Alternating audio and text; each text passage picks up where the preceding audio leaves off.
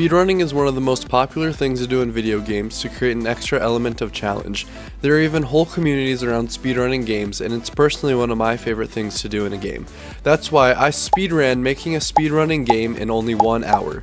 The timer for this game came down to the last second, so stay to the end to see if I can create the whole game. I started the timer and I immediately felt the pressure of creating a game in 1 hour. The first thing I did was create this cube for the player and one for the ground, and I think I'm going to try to stick with simple shapes for this project because I don't really have enough time to make models or animations. The first thing I started working on was the movement. In speedrunning games, the movement is one of the most important parts because you want to be able to feel like you're moving fast and getting through the levels as quickly as possible.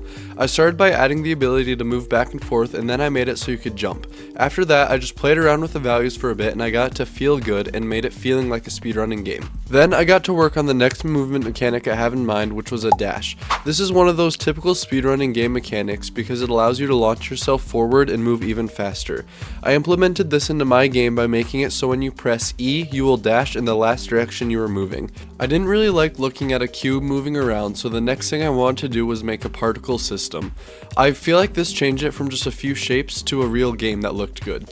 Also, at this point I made it so the camera would smoothly follow the player. Then I checked my timer to see where I was at, and we already had almost halfway through the timer.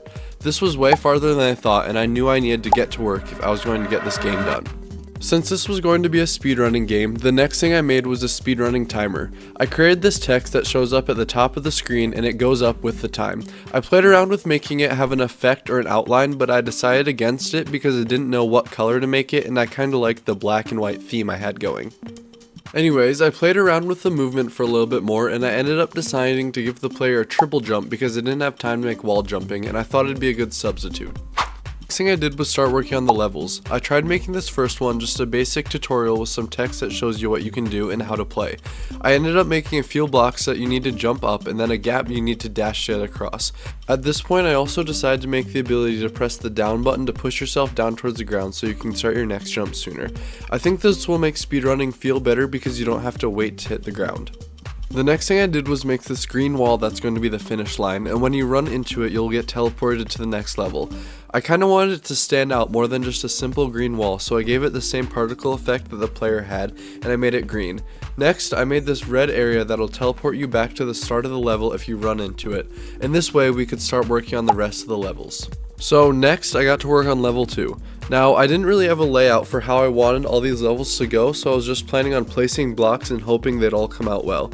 For this level, I made an area you'll have to jump up to the right and then jump back left to get back to, and then just some stepping stones to get to the finish line.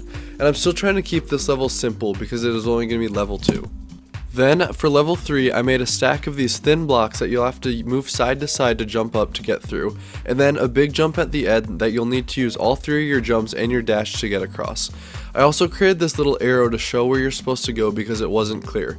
Then I checked my timer and we only had 10 minutes left, and when I saw that I immediately panicked and got to work on the next 2 levels as quickly as I could.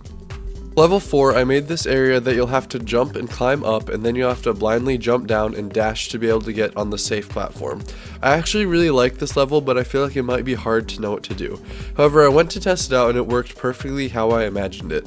After that, I checked my timer and that only took 2 minutes, so now we're down to 9 minutes, but we still needed another level and a screen for the ending. I duplicated my last level and started on level 5. For this one, I just threw some blocks together with the idea of needing to jump back and forth to get to the end. These jumps to the last level are extremely precise, but I didn't really have time to fix them. The last thing I needed to do was make the game over screen, but I only had a few minutes left. At this point, I needed to test it, so I went in the game and I tried to run to the finish line to see if it worked. But I made the level too hard, and I missed a jump and ended up wasting a whole 30 seconds of my time. And when I hit the finish, I realized it still didn't work. Then, I checked my timer to see that there was 5 seconds left. I had failed the challenge. After the whole hour, I created everything up to this point, but the ending didn't work.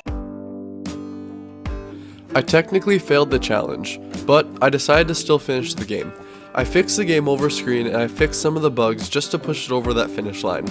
So, was I able to make a speedrunning game in 1 hour? Technically, no, but I made it in 1 hour and 2 minutes. Even though I failed the challenge, I'm really happy with how it turned out, because it's actually a fun game to play. My best time right now is 70 seconds for it, and I'll put a link to the whole unedited video into the description so you can see I didn't cheat. Thank you so much for watching, and please consider subscribing if you enjoyed this video.